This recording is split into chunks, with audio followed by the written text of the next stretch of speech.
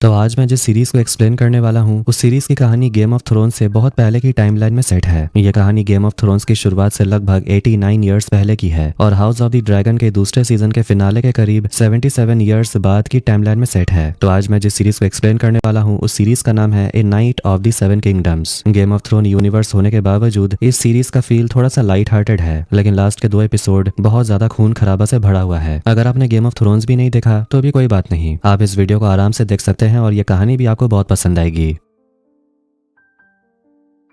कहानी शुरू होती है सर डंकन से, जिसे हम डंक बोलेंगे। तेज बारिश हो रही है और डंक एक बूढ़े आदमी सर आर्लन को दफना रहा होता है। वो कब्र के पास खड़े होकर बोलता है, आप एक सच्चे योद्धा थे, आपने कभी मुझे बिना वजह नहीं मारा, बस उस मेडन पुल वाली बात छोड़कर। वहाँ उस बूढ़ी औरत का पाई होटल के लड़के ने खाया था, मैंने नहीं, पर अब क्या फर्क पड़ता है। डंक फिर कहता है कि वो सर आर्लन की तलवार यहाँ नहीं छोड़ सकता, नहीं तो उस पर जंग लग जाएगी। आखिर में वो वादा करता है कि मैं आपके घोड़ों का अच्छे से ख्याल रखूंगा। अगली सुबह बारिश रुक जाती है। डंक सामने खड़े 3 घोड़ों को देखता है और सोचता है अगर वो इन तीनों को बेच दे तो कुछ दिनों तक वो राजा जैसी जिंदगी जी सकता है, लेकिन उसके बाद क्या। फिर वो सोचता है कि किसी शहर की तरफ चला जाए, जैसे किंग्स लैंडिंग या लैनिस्पोर्ट। वो तलवार निकालकर खुद से कहता है कि वो एक सैनिक तो बन ही सकता है। तभी उसे याद आता है कि एशफोर्ड मीडोज नाम के एक जगह पर एक प्रतियोगिता होने वाली है। फिर वो वहाँ थोड़ा हल्का होता है। सर आर्लन की कब्र को आखिरी बार देखकर वो उनके तीनों घोड़ों को लेकर वहां से निकल जाता है। डंक घोड़ों को लेकर एक अस्तबल में पहुंचता है। वहां उसे एक छोटा लड़का मिलता है। डंक बोलता है, मुझे इन तीनों घोड़ों को साफ करवाना है, अगर अच्छे से काम किया तो एक सिक्का दूंगा। फिर वो सामने के एक होटल में जाता है। होटल काफी गंदा था, लेकिन वहाँ की औरत बोलती है जहाँ मन करे बैठ जाओ। वो उसे पानी देती है। डंक उससे पूछता है यहाँ से एशफोर्ड कितनी दूर है। औरत जवाब देती है, 1 दिन का रास्ता है। मेरे लड़के ने तुम्हारे घोड़ों का काम किया या वो भाग गया। डंक कहता है, हाँ कर रहा है। औरत बोलती है कि आधा शहर प्रतियोगिता के लिए जा रहा है। वो पूछती है, तुम भी वहीं जा रहे हो क्या। तभी एक आदमी जो नशे में धुत होता है डंक को घूरने लगता है। वो बोलता है, मैंने तुम्हें सपने में देखा था। फिर वो चाकू निकाल कर बोलता है, मुझसे दूर ही रहना। वो अपने खाने के लिए पैसे देता है। सिक्के पर ड्रैगन बना था, मतलब कि वो टारगेरियन है। खैर किसी तरह वो आदमी उठकर वहां से चला जाता है। औरत वो सिक्का रख लेती और डंक से बोलती है, उस आदमी पर ध्यान मत दो, मैं तुम्हारा खाना ला रही हूँ। होटल से निकलने के बाद डंक उस छोटे लड़के को घोड़ों के साथ खेलते हुए देखता है। डंक डांट कर बोलता है कि ये युद्ध का घोड़ा है, कोई खिलौना नहीं। लड़का बोलता है, मैं भी घुड़सवारी कर सकता हूँ। डंक हंसकर बोलता है, तू बहुत बकवास करता है, मैं एक योद्धा हूँ। लड़का तुरंत जवाब देता है, लेकिन आप योद्धा जैसे तो लगते नहीं हो, आपने तो रस्सी का पट्टा पहना है। क्या आप प्रतियोगिता में जा रहे हैं? अगर जा रहे हैं तो मुझे भी साथ ले चलिए। डंक हंसते हुए पूछता है, और तुम्हारी माँ तुम्हें जाने देगी? लड़का चुप होकर बोलता है, वो क्या बोलेगी, वो तो मर चुकी है। तब डंक समझ आता है कि होटल वाली औरत उसकी माँ नहीं है। डंक पूछता है, तुम्हारे पिता? लड़का कहता है, हाँ वो भी नहीं रहे। और आप? डंक थोड़ा रुक कर बोलता है, पहले थे, फिर सर आर्लन ने मुझे सहारा दिया। उन्होंने मुझे हथियार चलाना, घुड़सवारी सब सिखाया। उन्होंने मुझे अपना स्क्वायर बनाया, मतलब शागिर्द। लड़का तुरंत बोलता है, अगर आप मुझे एशफोर्ड ले चलेंगे तो मैं भी आपका शागिर्द बन जाऊंगा। जो भी आपको आता है मुझे सिखाइए। एक योद्धा को शागिर्द की जरूरत होती है और आपको तो बहुत जरूरत है। डंक उसे घूर कर बोलता है, तुम्हें एक थप्पड़ की जरूरत है। अब चुपचाप बोरी में ओट्स भरो, मैं तुरंत एशफोर्ड के लिए निकलूंगा, और वो भी अकेला। लड़का चुपचाप काम करने लगता है। फिर डंक उसे समझाता है, मेरे साथ काम करने का ख्याल छोड़ दो। जाते जाते डंक उसके लिए एक सिक्का फेंक देता है और वहां से चला जाता है। अगली सुबह डंक एशफोर्ड पहुंच जाता है। वहाँ प्रतियोगिता की जोर शोर से तैयारी चल रही थी। पूरा शहर अपने अपने काम में लगा हुआ है। डंक बाहर खड़े एक सैनिक से बोलता है,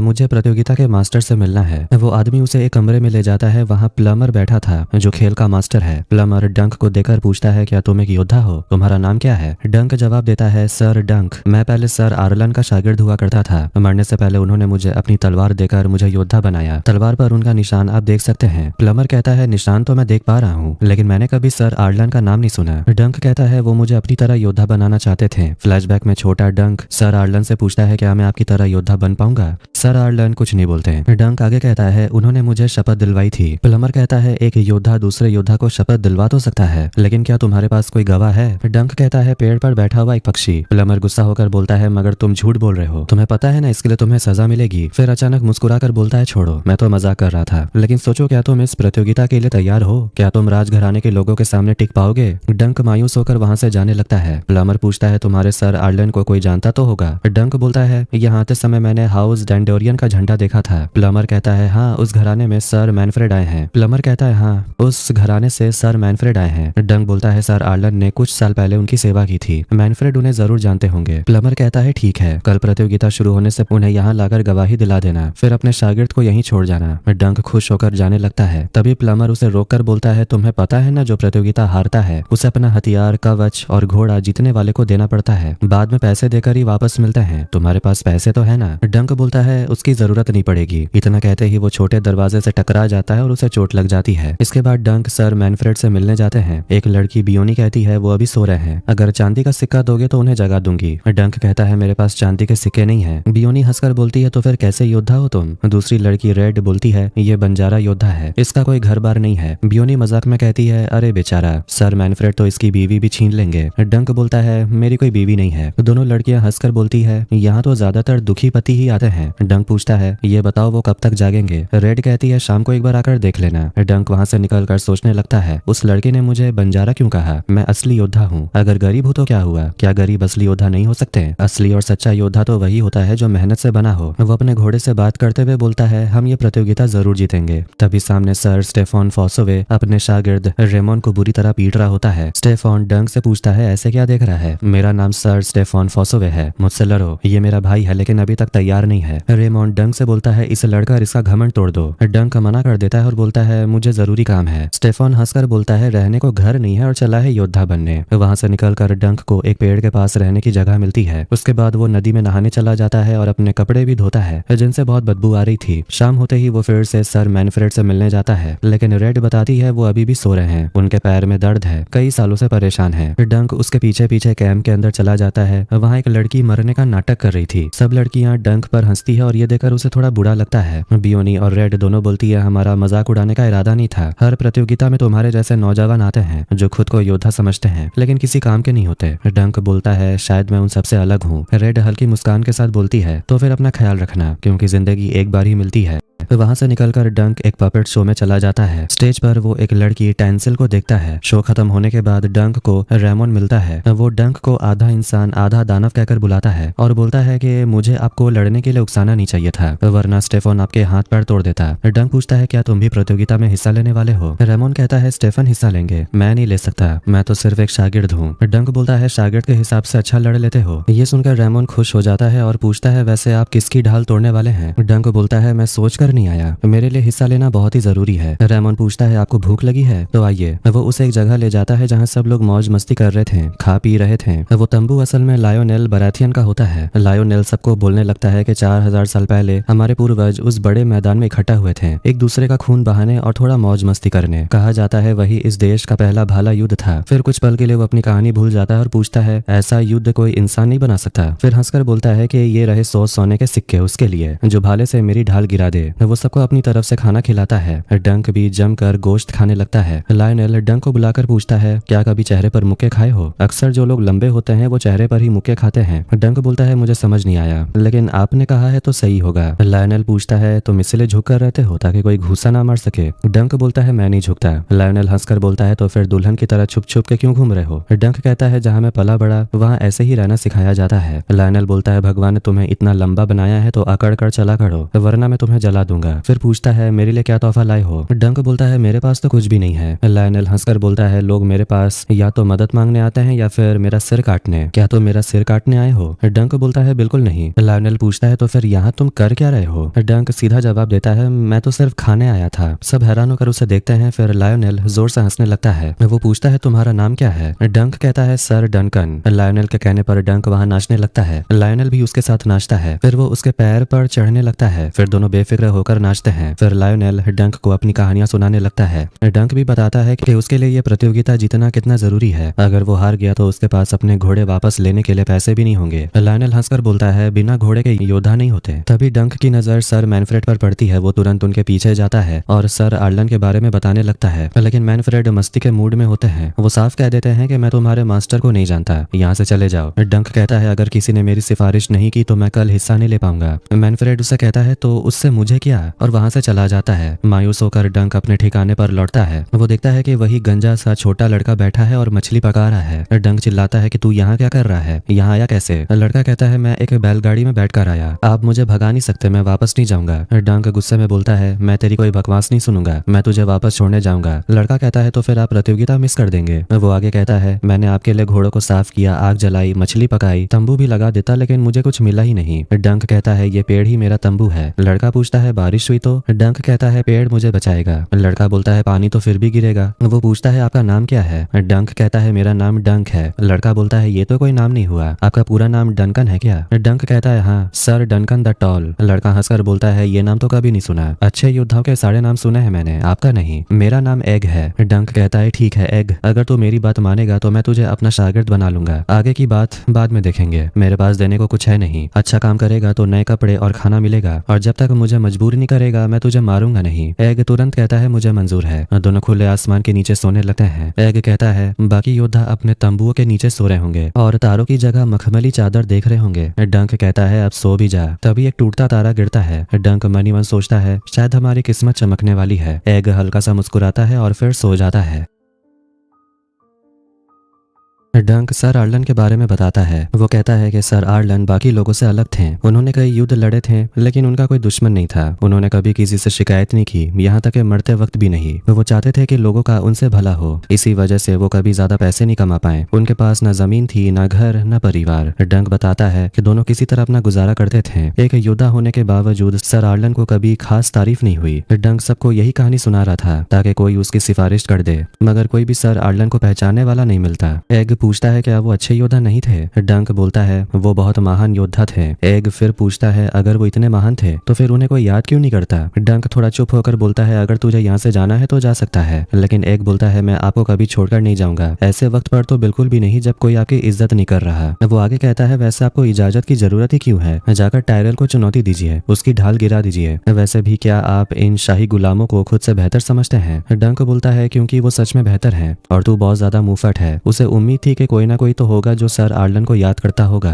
तभी वहां भगदड़ मच जाती है क्योंकि टारगेरियंस आ रहे होते हैं। एग ये देखकर बोलता है मुझे अपने ठिकाने पर लौटना चाहिए, देखना चाहिए तंबू ठीक है या नहीं। डंक बोलता है आखिर में यही मिलना, और चोरी मत करना वरना तुम्हारे पीछे कुत्ते छोड़ दूंगा। एग हंसकर बोलता है आपके पास तो कुत्ते भी नहीं है, और वहां से चला जाता है। ड्रैगन स्टोन के राजकुमार बेल और टारगेरियन पहुंच चुके थे जो आयरन थ्रोन के अगले उत्तराधिकारी थे। डंक उन्हें देखते ही रह जाता है जैसे उनसे कुछ बात करना चाहता हो। फिर प्रिंस एरियन आता है और डंक से बोलता है मेरे घोड़े को ले जाओ। डंक बोलता है मैं अस्तबल में काम नहीं करता, असल में मैं एक योद्धा हूँ। उसकी हालत देखकर एरियन हंसता है योद्धा के इतने बुरे दिन आ गए। तभी प्रिंस का घोड़ा एक आदमी पर हमला कर देता है। डंक तुरंत उसे संभाल कर अंदर ले आता है। डस्कंडेल से दो योद्धा आए होते हैं, वो डंक से बात करते हैं, उसका थोड़ा मजाक उड़ाते हैं और पूछते हैं क्या यहाँ शौच जाने की कोई जगह है? डंक बोलता है शायद नहीं। वो पूछते हैं तुम कहाँ से आए हो, यहाँ के तो नहीं लगते। डंक कहता है मैं किसी राजघराने से नहीं हूँ। उनमें से एक योद्धा बोलता है कि उसकी हालत भी पहले ऐसी ही थी जब उसके पिता एक मछुआरे थे। डंक पूछता है एक मछुआरे का बेटा किंग्सगार्ड का योद्धा कैसे बना? तो वो हंसकर बोलता है वैसे ही जैसे हम मछुआरे बने थे। इसके बाद डंक कुछ सैनिकों का पीछा करते हुए महल के अंदर चला जाता है। वहां वो सुन लेता है कि मेक और टारगेरियन के बेटे डेरॉन और एगॉन गायब हैं। तभी पीछे से लॉर्ड एशफोर्ड की बेटी आती और बोलती है शायद वो दोनों मर गए और इससे भी छोटी बातों पर युद्ध पहले हो चुके हैं। फिर वो डंक से कहती है कि तुम लंबे हो लेकिन अकल के छोटे हो। फिर वो उसे डराकर चली जाती है। बेलॉर कहता है प्रतियोगिता से पहले दोनों मिल जाएंगे, लेकिन मेकर गुस्से में होता है। वो जानता है कि उसके दोनों बेटे नालायक हैं। तभी वो देखता है कि डंक उनकी बातें छुपकर सुन रहा था। डंक कहता है आप लोग गलत समझ रहे हैं, मैं तो बस प्रतियोगिता में भाग लेना चाहता हूँ। सर आर्लन ने कई लोगों की सेवा की है लेकिन आज कोई उन्हें याद करने को तैयार ही नहीं। वो कहता है मेरे पास उनकी तलवार है और उस पर उनका निशान भी है। सैमुअल कहता है सिर्फ तलवार होने से कोई योद्धा नहीं बनता।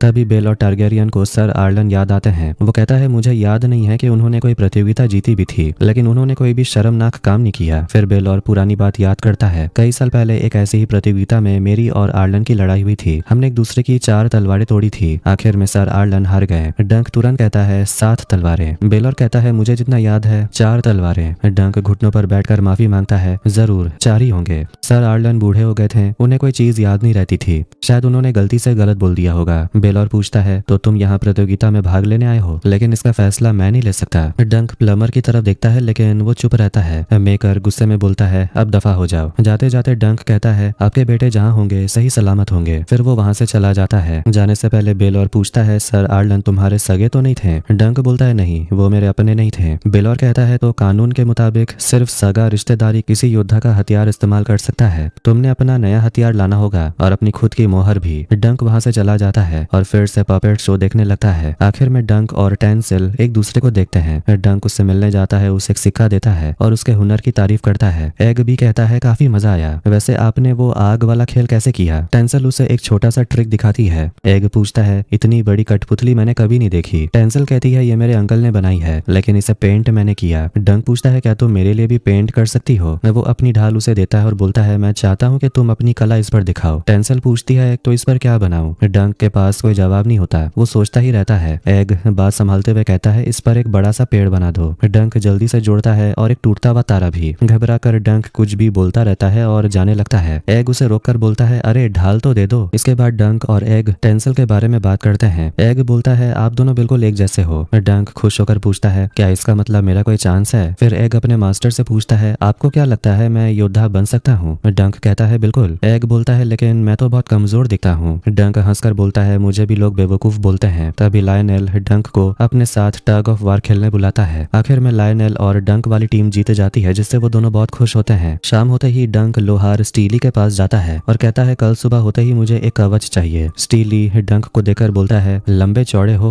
कोई बात नहीं, ऐसे लोगों के लिए भी कवच बनाया है मैंने पहले से बने हुए कुछ हैं, उन्हें देख लो। वो उसे एक हेलमेट देता है और बोलता है, इसके 800 सिक्के लगेंगे। डंक चौंक जाता है और बोलता है, मुझे लगा नए हेलमेट की जगह मैं अपना पुराना कवच बदल लूंगा। डंक खाली हाथ जाने लगता है तो लोहार बोलता है, ठीक है, अगर तुम्हारी चीज सही हुई तो मैं ले लूंगा। डंक बोलता है, मेरे पास सिर्फ 2 सिक्के हैं। लोहार कहता है, ठीक है, मैं सिर्फ एक दिन इंतजार कर सकता हूँ, बाकी के सिक्के अपने शागिर्द के हाथ भेज देना। डंक मजबूरी में अपना घोड़ा बेच देता है, लेकिन जाते जाते वो घोड़े से वादा करता है कि अगर मैं कल जीत गया तो मैं तुम्हें वापस ले जाऊंगा। अस्तबल वालों से उसे ढेर सारे सिक्के मिलते हैं। कुछ सिक्के वो वापस देकर बोलता है, घोड़े को अच्छे से खिलाना पिलाना। एग से बात करते हुए बचता है और प्रतियोगिता शुरू होने वाली होती है। डंक एग को अपने कंधे पर बिठा लेता है और भीड़ के बीच खड़े होकर खेल देखने लगता है। लॉर्ड एशफोर्ड और टारगेरियंस अपनी जगह पर बैठ जाते हैं। तभी मैदान में प्रिंस वालार की एंट्री होती है, जो सिंहासन के दूसरे उत्तराधिकारी हैं। डंक बोलता है, लगता है यही जीतेगा। खेल शुरू होते ही सारे योद्धा एक दूसरे से भिड़ जाते हैं। एग नीचे उतरकर सामने जाकर खेल देखने लगता है। खेल बहुत ज्यादा वायलेंट था। डंक ने ऐसी उम्मीद बिल्कुल भी नहीं की थी। कैंप पर लौटने के बाद डंक एकदम शांत बैठा रहता है। वो अपने मास्टर सर आर्लन को याद करते हुए सोचता है, वो कोई महान चैंपियन नहीं थे, वो अक्सर हार जाते थे, औरतों के साथ भी अजीब व्यवहार करते थे, उन्हें समझना मुश्किल था। 60 साल तक योद्धा रहे लेकिन कभी चैंपियन नहीं बने, तो मेरी क्या औकात है? फिर वो बोलता है, लेकिन वो मेरे साथ अच्छे थे, हमारा खून का रिश्ता तो नहीं था, फिर भी उन्होंने मुझे कभी पराया नहीं समझा, और शाही परिवार के लोग तो उन्हें जानते भी नहीं। डंक गहरी सांस लेकर बोलता है, कल मैं सबको दिखाऊंगा कि एक महान योद्धा का शागिर्द क्या कर सकता है।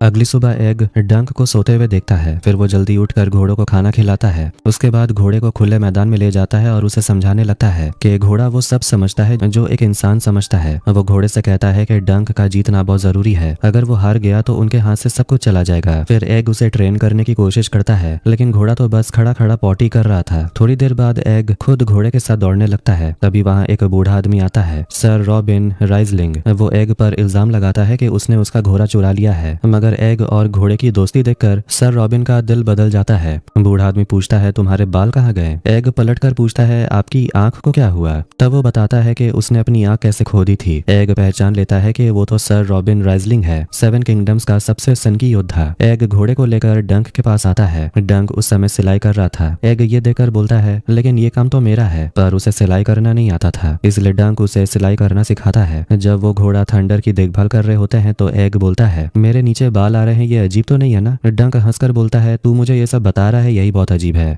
थोड़ी देर बाद एग पेड़ पर बैठकर आराम कर रहा था। डंक उसे आवाज देता है, जाकर मेरा कवच लेकर आओ, मुझे अपना नाम दर्ज करवाना है। एग बोलता है, लेकिन आपके पास तो ढाल भी नहीं है, और वैसे भी यहाँ खानदान और नामी योद्धाओं को मौका मिलता है, आप तो दोनों में से ही नहीं हो, इसलिए आज तो नहीं हो पाएगा। इसके बाद डंक बतख के अंडे लेने चला जाता है। वहाँ उसकी मुलाकात टेंसिल से होती है। वो उससे कहती है कि शाम तक तुम्हें तुम्हारी ढाल मिल जाएगी। एग ये देखकर डंक को टेंसिल के नाम से चिढ़ाने लगता है। फिर दोनों नाश्ता करते हैं और बतख के अंडे खाते हैं। उसके बाद प्रतियोगिता देखने जाते हैं। दोनों दूर बैठकर सपने देखने लगते हैं। एग बोलता है काश मैं कुछ दिन और यहाँ रह पाता। डंक उसकी तारीफ करता और बोलता है तू दिल से जो भी करता है बहुत अच्छा करता है। एग पूछता है कि तो क्या प्रतियोगिता के बाद मैं आपका शागिर्द बन सकता हूँ? डंक मायूस होकर बोलता है अगर मैं पहली बार ही हार गया तो खुद ही योद्धा नहीं रहूंगा, लेकिन अगर जीत गया तो रह सकते हो। तभी वहाँ प्लम्बर आता है। वो डंक को नदी किनारे ले जाता और पूछता है क्या तुम लॉर्ड एशफोर्ड के छोटे बेटे सर एंड्रो के बारे में जानते हो? डंक बोलता है हाँ, वो तो काबिल खिलाड़ी है। प्लम्बर कहता है प्रतियोगिता में तुम सर एंड्रो को गिराने की कोशिश करो, वो हार मानने को तैयार है। ऐसा करोगे तो तुम विजेता बन जाओगे, तुम्हें पैसे मिल जाएंगे, उनका घोड़ा भी मिलेगा। तुम्हारे जैसे गरीब योद्धा के लिए ये बहुत है, तुम्हें पेड़ के नीचे नहीं सोना पड़ेगा। डंक इसके लिए साफ मना कर देता है, मैं इस तरह की भीख वाली जीत नहीं लेना चाहता। प्लम्बर बोलता है लेकिन जीत तो जीत होती है, कल तक सोच लो,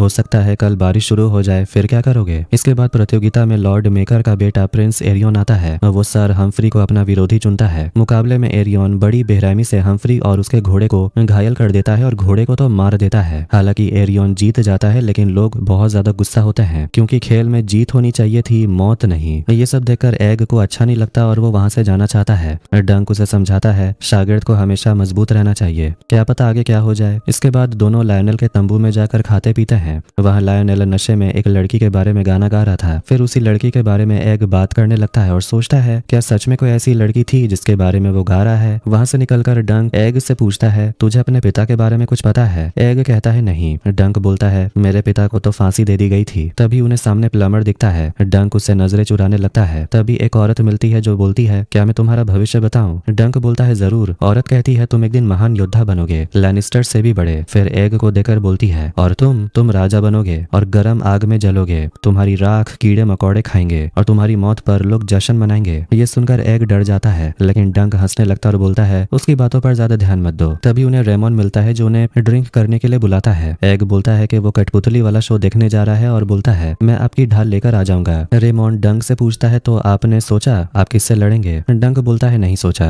रेमन बोलता है अगर कोई खिलाड़ी घायल हो गया तो स्टेफन उसी को चुनेगा। डंक बोलता है शायद मैं सर एंड्रो को चुनूं। रेमन बोलता है वो तो सबका चहेता है, उसे हराओगे तो सब तुम्हारे खिलाफ हो जाएंगे। फिर वो आज जो कुछ प्रिंस एरियन ने सर हम्फ्रे और उसके घोड़े के साथ किया उस बारे में बात करते हैं। रेमन कहता है उसमें हैरानी की कोई बात नहीं है, एरियन और उसका परिवार अपने घर की औरतों को भी नहीं छोड़ता, उन्होंने हमारे लोगों को भी गुलाम बनाया था। टारगेरियंस एक नंबर के सनकी होते हैं। डंक बोलता है एग मानता है कि उसने घोड़े को जानबूझकर मारा। ये सुनकर रेमन भड़क जाता और बोलता है उसने तो बिल्कुल सही कहा, टारगेरियन होते ही ऐसे हैं, उसने जरूर जानबूझकर घोड़े को मारा होगा। उधर एग कठपुतली शो देखने गया होता है। तभी वहाँ एरियन पहुंच जाता है और वो नाटक में देखता है कि टैंसेल एक ड्रैगन को मरता हुआ दिखा रही थी। रेमन बताता है कि अभी तक लॉर्ड मेकर के दोनों बेटे अपने तंबू में नहीं मिले, हो सकता है दोनों मर गए हों। तभी एग भागता हुआ आता है और चिल्लाकर बोलता है एरियन टैंसेल को मार रहा है, जल्दी चलो। डंक तुरंत वहां पहुंचता और देखता है कि एरियन टैंसेल की उंगली तोड़ देता है। गुस्से में डंक एरियन को बहुत पीटता है, लेकिन तभी गार्ड्स आकर डंक को पकड़ लेते हैं। एरियन कहता है इस लड़की के लिए अपनी जान दांव पर क्यों लगा रहे हो? ये लड़की गद्दार है, अपने कहानी में ड्रैगन को मरते हुए दिखा रही थी और ड्रैगन कभी नहीं मरता। तुमने मेरा एक दांत तोड़ा है, अब हम तुम्हारे सारे दांत तोड़ेंगे। तभी एक दौड़ता हुआ आता है और बोलता है उसे छोड़ दो। डंक चिल्लाकर बोलता है बेवकूफ यहाँ से भाग जा, वरना ये लोग तुझे भी नहीं छोड़ेंगे। एग बोलता है नहीं, ये मुझे नहीं मारेंगे, अगर मारेंगे तो इन्हें मेरे पिताजी को जवाब देना पड़ेगा। ये सुनकर डंक हैरान होकर पीछे देखता है। तब पता चलता है कि एग कोई और नहीं बल्कि एरियन का छोटा भाई एगोन टारगेरियन है, आयरन थ्रोन का प्रिंस, और वही लड़का जो गायब बताया जा रहा था। अब इसके बाद डंक को कैद खाने में रखा जाता है। फिर उसे मिलने एग आता है। वो डंक के लिए खाना लेकर आया था। एग बोलता है मेरे अंकल ने कहा है कि आपको धोखा देने के लिए मुझे माफी मांगनी चाहिए, मतलब प्रिंस बेलर ने। डंक गुस्से में बोलता है तूने सब झूठ बोला, एग तेरा असली नाम है भी नहीं। एग बोलता है पर एगोन का छोटा नाम ही एग है। डंक पूछता है तूने ऐसा क्यों किया, एक गरीब योद्धा का मजाक बनाया तूने? एग मासूमियत से कहता है नहीं, मैं तो आपका शागिर्द बनना चाहता था, मेरा बड़ा भाई तो नशेबाज है और वो प्रतियोगिता में हिस्सा भी नहीं लेना चाहता। डंक चिल्लाता है और तूने अपने बाल भी कटवा लिए। एग रोते हुए बोलता है वो तो डेरोन ने काटे थे, मुझे नहीं लगा मैं कुछ गलत कर रहा हूँ, मैं किसी भी तरह प्रतियोगिता में जाना चाहता था, मैं तो आपका शागिर्द बनना चाहता हूँ। डंक बोलता है तो किसी को भी चुन सकता था, मुझे ही क्यों? एग दिल से माफी मांगता और बोलता है मेरे अंकल आपसे मिलना चाहते हैं। इसके बाद डंक को बेलौर के सामने लाया जाता है। एग भी पास में खड़ा था। बेलौर डंक को बैठने के लिए बोलता है और एग से कहता है इसके लिए ड्रिंक बनाओ और गलती मत करना। डंक बोलता है ये कभी गलती नहीं करता, थोड़ा जिद्दी है लेकिन दिल का अच्छा है। बेलौर कहता है जब एरियन उस लड़की के साथ बदतमीजी कर रहा था तब एगोन को मेरे पास आना चाहिए था, लेकिन वो तुम्हारे पास गया। एग सिर झुकाकर बोलता है काश डंक उसकी जान ले लेते हैं। बेल और सख्ती से कहता है वो तुम्हारा बड़ा भाई है, भाइयों से प्यार किया जाता है। इसके बाद एग वहां से चला जाता है। बेल और डंक से पूछता है तुम सारे हथियार चला लेते हो? डंक बोलता है लगभग सारे। बेल और बताता है कि मेकर का बेटा डेरॉन दक्षिण की तरफ एक होटल में नशे की हालत में मिला। उसी ने कहा कि उसने तुम्हें एगोन को किडनैप करते देखा। डंक बोलता है वो झूठ बोल रहा है, मैं तो उस होटल में 4 दिन पहले गया था। बेल और बोलता है तुमने राजगद्दी के वारिस पर हाथ उठाया। डंक जवाब देता है और उसने उस लड़की की उंगलियां तोड़ दी। बेल और कहता है लेकिन तुम राजघराने के लोगों पर हाथ नहीं उठा सकते, तुम एक गरीब योद्धा हो। डंक याद दिलाता है कि हर योद्धा की एक ही शपथ होती है, मासूम लोगों की रक्षा करना। बेलोर कहता है कि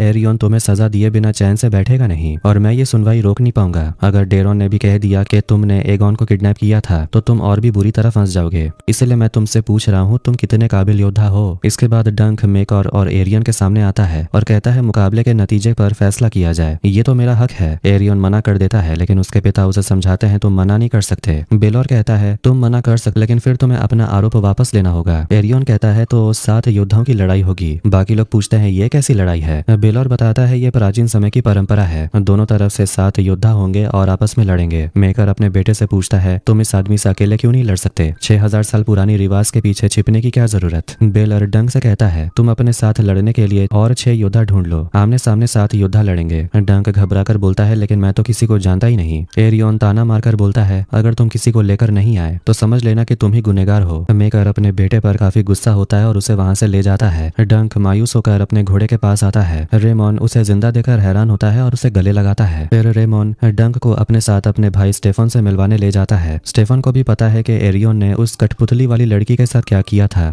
वो कहता है योद्धा लोगों की हिफाजत करता है और जब डंक इसके लिए खड़ा है तो वो भी उसके साथ खड़ा रहेगा। डंक उसे धन्यवाद कहता है। स्टेफन बोलता है उम्मीद है कि और भी 5 लोग मिल जाएंगे जो अमर होने के लिए तैयार हों। वो डंक से कहता है मेरे कुछ साथी हैं, मेरे रहते तुम्हें कुछ नहीं होगा, ये मेरा वादा है। स्टेफन के जाने के बाद डंक रेमोन से पूछता है तुम्हें यकीन है कि तुम्हारा भाई 5 और लोगों को ला पाएगा? रेमोन कहता है पता नहीं, अच्छा होगा आप भाग जाइए। तभी वहाँ एग आ जाता है और बोलता है मैं लड़ाई में आपकी मदद करने आया हूँ। फिर वहाँ उसका पिया हुआ भाई डेरॉन भी पहुंच जाता है जिसे डंक होटल में मिला था। डंक उसे देखते ही उस पर हमला कर देता है क्योंकि उसने झूठ बोला कि डंक ने एग को किडनैप किया था। डंक कहता है उसे छोड़ दीजिए। डेरॉन बोलता है कल लड़ाई में मैं जल्दी हार जाऊंगा, तुम मुझे गिरा देना, मैं अपनी इज्जत की परवाह नहीं करता। एग बोलता है मैं आपके लिए और भी योद्धा ले आऊंगा, आप चिंता मत करिए। डंक पूछता है और तुम अपने भाई एरियन को मरते हुए देख सकते हो? एग बताता है कि एरियन कितना बड़ा बेरहम है। वो एग को अपनी बहन बनाकर उसे शादी करना चाहता था। वो खुद को ड्रैगन समझता है, इसलिए वो नाटक में इतना गुस्सा हो गया। तंबू से बाहर निकलकर डेरॉन फिर से डंक से बोलता है तो मेरे सपने में आए थे। डंक बोलता है तुम पहले भी बता चुके हो। डेरॉन कहता है मेरे सपने मामूली नहीं होते, वो सच होते हैं, मैंने तुम्हें देखा और एक मरा हुआ ड्रैगन भी, वो ऊपर से तुम पर गिरा, तुम जिंदा बच गए लेकिन ड्रैगन मर गया। डंक पूछता है क्या मैंने उस ड्रैगन को मारा था? डेरॉन कहता है मुझे नहीं पता।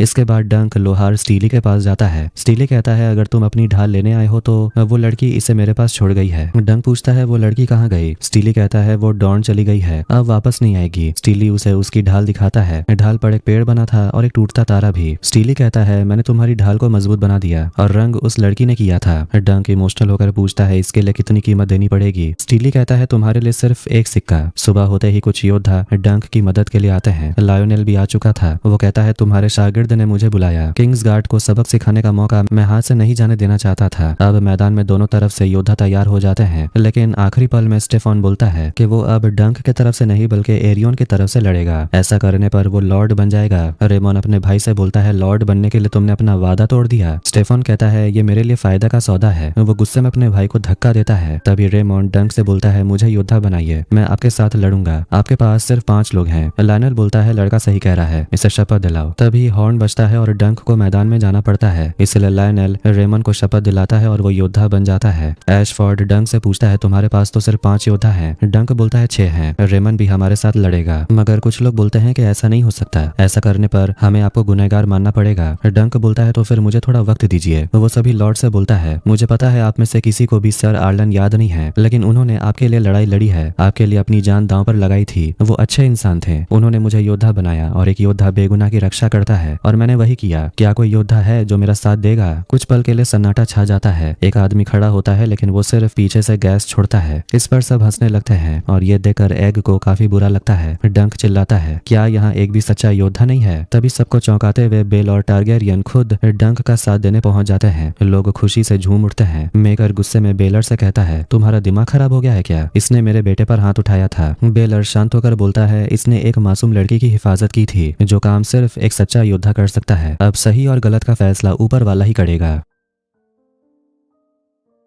लड़ाई शुरू होने से पहले बेलर सबको समझा देता है कि उन्हें अपने दुश्मनों को मारना पड़ेगा, इसीलिए डरना नहीं है। लेकिन डंक इतना ज्यादा घबराया हुआ था कि उसे तो उल्टी होने लगती है। तब बेलर कहता है कि किंग्सगार्ड से वो खुद लड़ेगा, क्योंकि उन्होंने कसम खाई है कि वो असली शाही खून को नहीं मारेंगे। इसलिए देखा जाए तो किंग्सगार्ड बेलर पर हमला नहीं करेंगे। और वो बाकियों को सावधान रहने के लिए बोलता है और कहता है कि मरना नहीं है। उधर एग अभी भी अपनी ड्यूटी निभा रहा होता है। वो अपने नाइट को भाला देता है। जाते जाते डंक उसे बोलता है कि अगर मैं लौट कर आऊं तो यहीं रहना, और अगर चोरी की तो तुम्हारे पीछे कुत्ते छोड़ दूंगा। इस बार एग ये सुनकर मुस्कुरा देता है। कुछ ही देर बाद वो पल आ जाता है जिसका सबको इंतजार था, और लड़ाई शुरू हो जाती है। एरियन बिना किसी रहम के सीधे डंक के शरीर पर भाला घोंप देता है। फिर वो डंक को घोड़े से नीचे गिरा देता है, और यहीं से कहानी फ्लैशबैक में चली जाती है। जब डंक छोटा था तब वो एक युद्ध के मैदान में गया था। उस समय लड़ाई खत्म हो चुकी थी। वहां पड़े हुए मरे सैनिकों की ढाल, हथियार और बाकी सामान वो इकट्ठा कर रहा था। तभी उन्हें एक सैनिक जिंदा मिलता है। डंक की दोस्त रेफ कहती है कि अगर इसे शहर ले जाए तो इसके बदले अच्छे पैसे मिलेंगे, लेकिन तभी वो सैनिक दम तोड़ देता है। रेफ पूछती है, क्या तुम्हें कोई मंत्र आता है? जब कोई शाही खून मरता है तो उसके लिए मंत्र पढ़े जाते हैं ताकि वो हमारे साथ नरक में न जाए। डंक जवाब देता है कि उसे कोई मंत्र नहीं आता।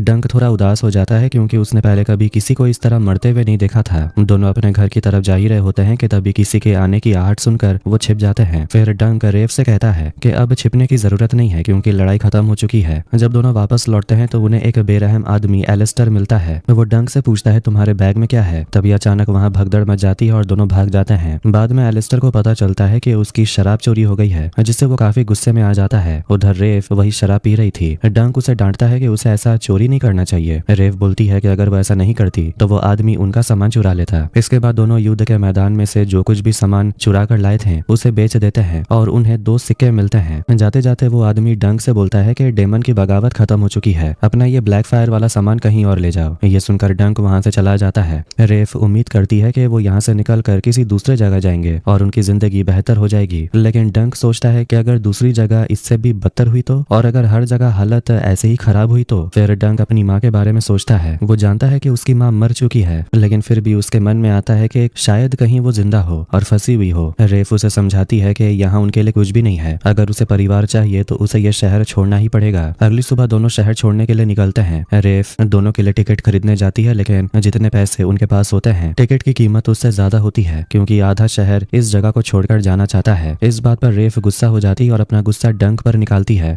लेकिन डंक हमेशा की तरह शांत रहकर बोलता है कि वो कोई ना कोई रास्ता निकाल लेंगे। तभी अचानक उन्हें फिर से एलिस्टर मिल जाता है। इस बार एलिस्टर चाकू दिखाकर उन्हें धमकाता है, बोलता है मुझे मेरी शराब वापस चाहिए। फिर वो रेफ के सारे सिक्के छीन लेता है। इतने सारे सिक्के देखकर वो उसे चोर समझता है। रेफ गुस्से में एलिस्टर को घूरती रहती है और अचानक उसका चाकू छीन लेती है। एलिस्टर को ये देखकर बहुत गुस्सा आता है और वो बिना वक्त गवाए रेफ का गला काट देता है। डंक उसे रोकने और लड़ने की कोशिश करता है, लेकिन वो इतना मजबूत नहीं होता कि इतने में वहां पर सर आर्लन पहुंच जाते हैं और डंक को बचाने की कोशिश करते हैं। सर आर्लन अकेले ही एलिस्टर और उसके साथियों से भिड़ जाते हैं और उन्हें मार गिराते हैं, लेकिन तब तक बहुत देर हो चुकी थी। रेफ डंक की आंखों के सामने ही दम तोड़ देती है। अब इस बेरहम दुनिया में डंक बिल्कुल अकेला रह जाता है। उसकी नजर अब सर आर्लन पर होती है। रात में डंक चुपचाप उनके ठिकाने पर पहुंच जाता है और चोरी चोरी सर आर्लन की तलवार और ढाल को देखने लगता है। वहाँ वही 3 घोड़े भी खड़े थे। इसके बाद डंक कई दिनों तक सर आर्लन के आसपास ही मंडराता रहता है। सर आर्लन की भी तबीयत अभी कुछ ठीक नहीं रहती, क्योंकि वो बूढ़े हो चुके थे। एक सुबह वो डंक को देख लेते हैं और उसे बोलते हैं, उठो, अब जल्दी होश में आओ। अब यहीं से कहानी प्रेजेंट में आती है। डंक को होश आता है। वो बड़ी मुश्किल से खड़ा होता है, लेकिन एरियन के सामने टिक पाना उसके लिए आसान नहीं था। दोनों के बीच जबरदस्त लड़ाई शुरू हो जाती है। इस लड़ाई में डंक बुरी तरह घायल हो जाता है, लेकिन वो किसी तरह एरियन को कमजोर कर देता है। डंक अधमरा होकर जमीन पर गिर जाता है। ये देखकर एग चिल्लाता है, सर उठिए। खून से लथपथ डंक फिर से हिम्मत जुटाता है और खड़ा होता है। अब वो दोबारा लड़ने के लिए तैयार था। इस बार डंक एरियन पर भारी पड़ने लगता है। वो अपना मजबूत ढाल से एरियन पर जोरदार हमला करता है। आखिरकार एरियन हार मान लेता है और वो हार चुका था। इसी के साथ लड़ाई खत्म हो जाती है और डंक की टीम जीत जाती है, लेकिन डंक बहुत ज्यादा घायल हो चुका था और उसे गहरी चोटें लगी होती हैं। उसके टीम के 2 लोग भी मर चुके थे। डंक की हालत देखकर बेलर खुद अपने सबसे अच्छे मेस्टर को बुलाने का फैसला करता है ताकि डंक का इलाज हो सके। करके डंक बेलर के सामने झुककर बोलता है, मुझे अपने लिए काम करने दीजिए। बेलर जवाब देता है, मुझे तुम्हारे जैसे बहादुर लोगों की जरूरत है। तभी रेमन स्टीली जैसे ही बेलर का हेलमेट उतारते हैं। सब हैरान रह जाते हैं। बेलर के सिर पर बहुत गहरी चोट लगी होती है और उस चोट के वजह से बेलर वहीं दम तोड़ देता है। ये देखकर डंक फूट फूट कर रोने लगता है क्योंकि उसे लगता है कि उसकी वजह से ही बेलर और उसके बाकी साथियों की जान चली गई।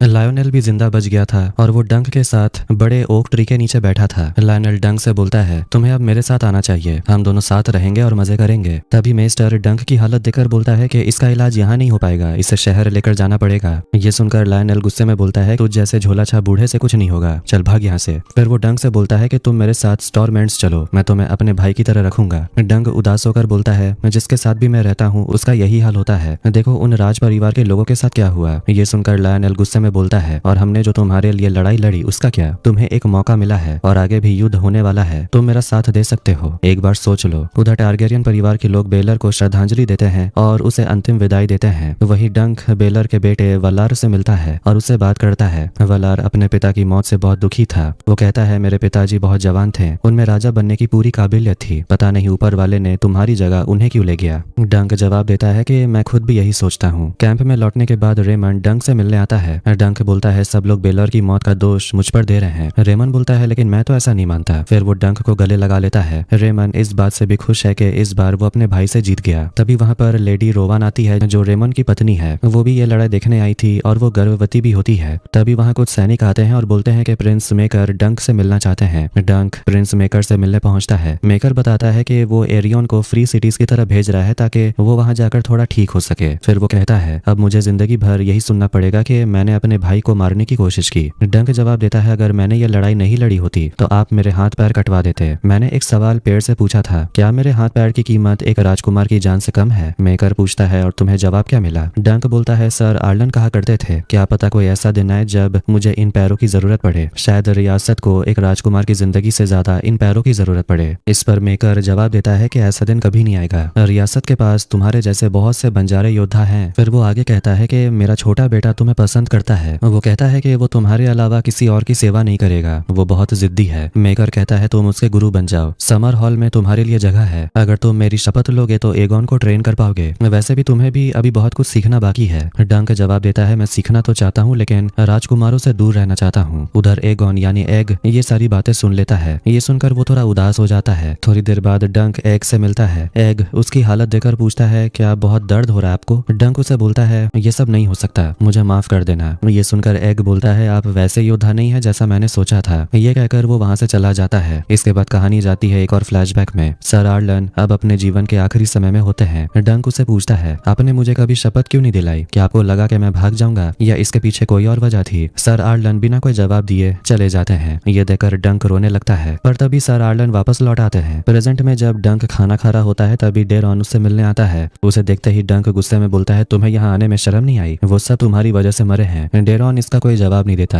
वो बस पूछता है, क्या तुम एग को अपना शागिर्द बना रहे हो। डंक कहता है, वो मेरी जिम्मेदारी नहीं है। तब डेरॉन बोलता है कि मेरा भाई हमेशा से ऐसा नहीं था। डंक बोलता है, वो तो बस एक छोटा बच्चा है। डेरॉन कहता है, मैं एग की बात नहीं कर रहा, मैं एरियन की बात कर रहा हूँ। कहा जाता है कि ये पागलपन की बीमारी माँ के पेट में ही पनपती है, लेकिन एरियन बचपन में बहुत अच्छा बच्चा था। उधर एग अपने कमरे में अकेला होता है। तभी वो ध्यान देता है कि उसके सुनहरे बाल फिर से उगने लगे हैं। फिर वो एक चाकू लेकर अपने घायल भाई एरियन के कमरे की तरफ चला जाता है। तभी मेकर उसे देख लेता है। एग इसके बाद शांत हो जाता है और अपना चाकू नीचे रख देता है। तभी एक गार्ड आकर बताता है कि सर डंकन आए हैं। तभी वहाँ लेडी ग्वेन आती है और डंक से कहती है, मेरा जन्मदिन खराब करने के लिए मैं तुम्हें जिम्मेदार नहीं मानती, वो लोग तुम्हारे साथ गलत कर रहे थे और तुमने जो किया वो सही किया। तभी मेकर भी वहाँ आता है और पूछते हैं, बताओ क्या बोलना चाहते हो। डंक बोलता है, मरने से पहले आपके भाई ने कहा था कि रियासत को अच्छे लोगों की जरूरत है। मैं एग को सिखाने को तैयार हूँ लेकिन समर हॉल में नहीं, और उसे भी शायद महल राजकुमार वगैरह इन सब से दूर रहना चाहिए। मेकर पूछते हैं, और परिवार से भी दूर। डंक उनसे इजाजत मांगता है कि वो एग को एक बंजारे की तरह सिखाना चाहता है, लेकिन मेकर इसके लिए मना कर देते हैं। वो बोलते हैं कि एग की रगों में ड्रैगन का खून है, वो तुम्हारी तरह जंगलों में नहीं सोएगा। डंक जवाब देता है, एरियन भी तो चांदी की थाली में अपना मनपसंद खाना खाता था, उसका क्या हुआ। ये सुनकर मेकर बोलता है कि एग मेरा आखिरी बेटा है। इतना कहकर वो वहां से चले जाते हैं। अब डंक के जाने का समय आ चुका था। तभी वो देखता है कि उसका घोड़ा स्वीट फुट उसे वापस लौटा दिया गया है। रेमन वहां आता है और बोलता है, सुना है आप लायनल के साथ स्टॉरमेंट्स जा रहे हैं, वो जगह अच्छी नहीं है। मैंने सोचा अगर एक दोस्त आपके साथ रहे तो आपको अच्छा लगेगा। असल में रेमन ने स्वीट फूड को डंक के लिए खरीद लिया था, लेकिन डंक बोलता है कि वो लायनल के साथ नहीं जा रहा। वो फिर रेमन से पूछता है तुम क्या करोगे। रेमन बोलता है मेरे पिता शराब का कारखाना खोलने की सोच रहे हैं, शायद मैं वहीं काम करूंगा। आपको आपकी घोड़ी वापस मिल गई, आप खुश है ना। डंक बोलता है अब ये मेरी नहीं है। फिर डंक स्वीट फूड को रेमन को दे देता है ताकि उसके पास रहकर वो घोड़ी अच्छा खाना और फल खा सके। इसके बाद डंक सर आर्लन की याद में उनका एक तांबे का सिक्का उस बड़े ओक ट्री के तने में लगा देता है। तभी वहाँ एग आ जाता है और बोलता है मेरे पिता ने मुझे आपकी सेवा करने के लिए भेजा है। डंक एग को अपना घोड़ा चेस्टनट दे देता है और बोलता है मेरे घोड़े ठंडर की सवारी कभी मत करना। अब दोनों फिर से एक बंजारे की तरह सफर पर निकल पड़ते हैं। रास्ते में एग पूछता है हम कहाँ जा रहे हैं। डंक जवाब देता है मुझे नहीं पता, 7 किंगडम्स में हम कहीं भी जा सकते हैं। एग बोलता है यहाँ तो 9 राज्य हैं। फिर एग सारे राज्यों के नाम गिनाने लगता है। ये सुनकर डंक सोच में पड़ जाता है क्योंकि उसे 9 नाम पहले पता नहीं थे। दोनों अपनी अगली मंजिल की तरफ बढ़ते हैं। इधर अगले सीन में टारगेरियन परिवार भी एशफोर्ड से निकलने की तैयारी कर रहा था। मेकर अपने बेटे एग को ढूंढ रहा था और यहीं हमें पता चलता है कि एग खुद ही डंक के साथ चला गया। उसके पिता ने उसे जाने के लिए नहीं कहा था। खैर अब इसके बाद क्या होगा ये तो हम सीजन 2 में ही देखेंगे। तो आज की